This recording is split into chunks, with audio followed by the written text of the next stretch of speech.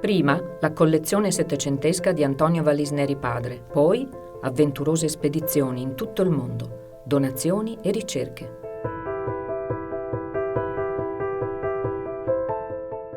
Così si è formata la collezione unica di animali esposti nel Museo di Zoologia di Padova.